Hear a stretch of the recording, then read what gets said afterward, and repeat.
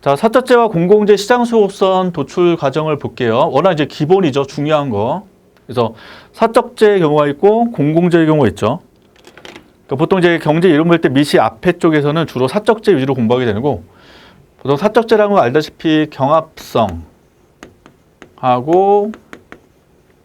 배제성이 있는 재화를 우리는 사적재라고 합니다.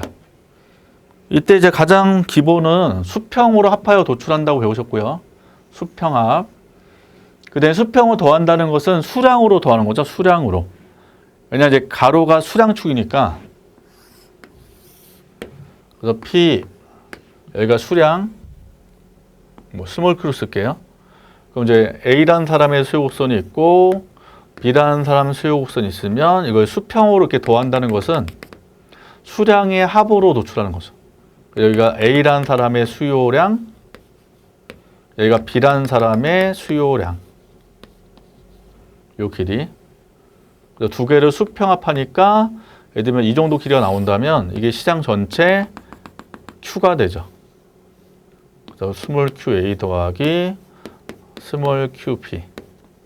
그래서 이렇게 도출되기 때문에 수평으로 합한다는 것은 수요량 또는 수량으로 더하는 거다.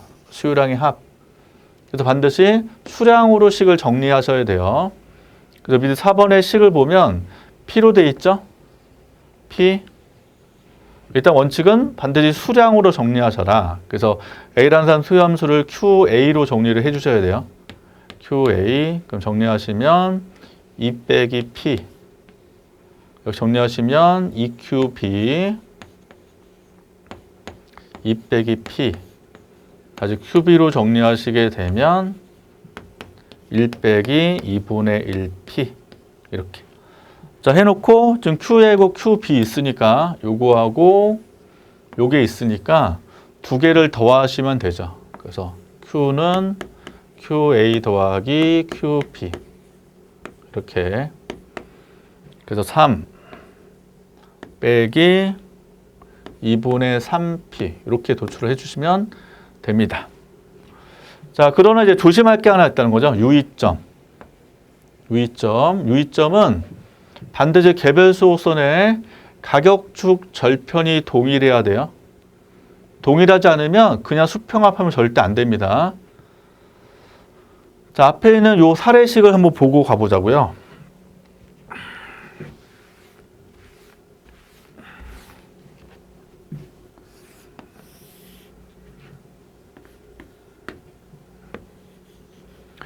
자, A라는 사람의 가격축 절편은 2입니다. Q가 0일 때죠. 여기다 그림을 그리면 여기 2, 여기 Q 절편은 P가 0일 때니까 2죠. 이렇게. 요게 지금 A라는 사람의 수요곡선임을 확인할 수 있고요. 자, B도 요거죠. 그럼 P 절편 역시 2죠. Q 절편은 알다시피 P가 0일 때니까 1이죠.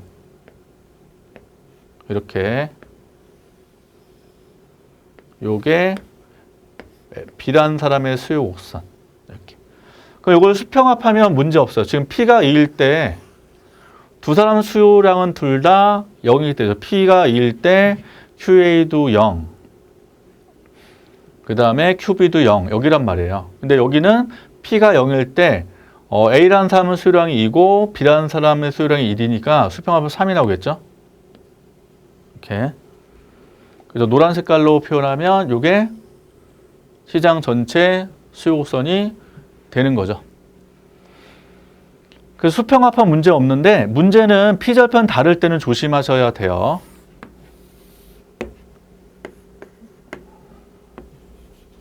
예를 들면 이제 1, 1 또는 2, 2 이런 식으로 있을 때 여기가 만약에 A라는 사람 수요곡선이고 이게 B라는 사람 수요곡선이라고 본다면 P가 2일 때는 B라는 사람의 수요량이 0인데 이게 시장 전체 수요량이 되죠. 그래서 노란색깔 점 찍으면 요게 되죠. 자, P가 1일 때는 A라는 사람의 수요곡선은 0이에요. 근데 B라는 사람 수요곡선은 1이 되겠죠. 그럼 시장 전체 수령 두 개 합치니까 1이 되죠. 그래서 현재 P가 1과 이 구간에서는 B라는 사람 수요곡선이 시장 전체 수요곡선 됩니다. 그래서 노란 색깔로 이렇게 연결하게 되고요. 그 다음 P가 응일 때 둘 다 합치면 3이 되니까 그림이 이렇게 되겠죠. 따라서 P절편이 서로 다를 때는 시장 수요곡선이 굴절되는 형태로 도출되기 때문에 굴절점을 찾는 게 가장 기본이에요. 이게. 그래서 여기다 공곡선을 놓는다면 이렇게 있을 때는 B라는 사람의 수요곡선을 연립하시면 되는 거고, 그다음에 만약에 서플라이가 여기를 통과하게 되면 이때는 수평합한 구간에서 균형이 나오기 때문에 굴절점 기준으로 왼쪽이냐 오른쪽이냐 이걸 잘 찾아야 된단 말이에요. 그래서 반드시 사적지의 경우에는 시장 수요곡선 도출할 때 가격 절편이 같냐 동일하냐를 다르냐를 확인하셔야 돼요. 또 지금 식 보면 둘 다 2로 동일하잖아요. 2로 동일하니까 그냥 수평합하시면 된다는 겁니다. 자, 그럼 원리로 이제 공공재를 이해하시면 돼요.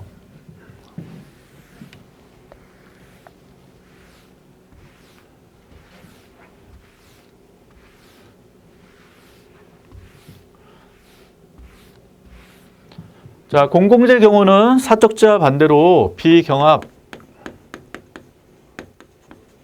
비배제성이 있는 재화를 말하고, 개별 수요곡선을 도출할 때 반드시 수직으로 합하여 도출하셔야 됩니다. 사적재는 아까 수평인데 공공재는 수직으로 더해서 도출하셔야 되고요.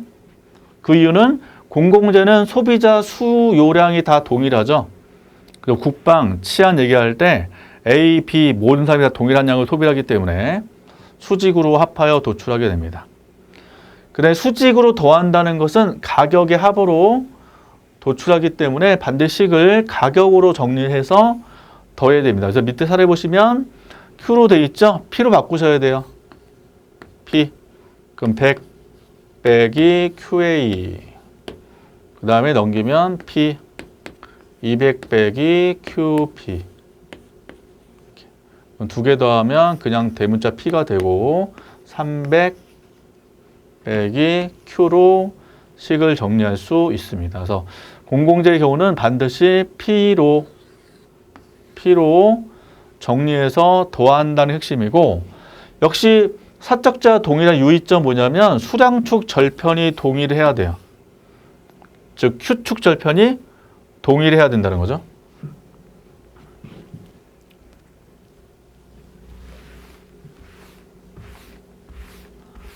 자, 요 사례 다음 한번 해보죠.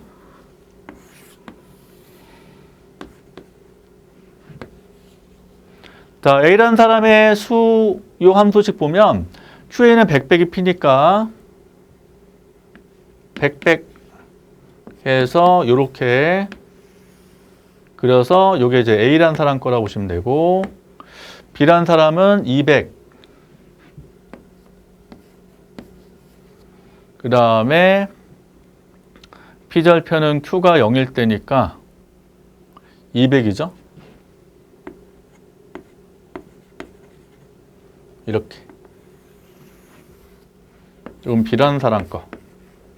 자, 이제 더할 때 어떻게 더한다고요? 수직으로 더하셔야 돼요. 그럼 딱 느낌 오시죠? 일단 여기서 꺾인다는 거.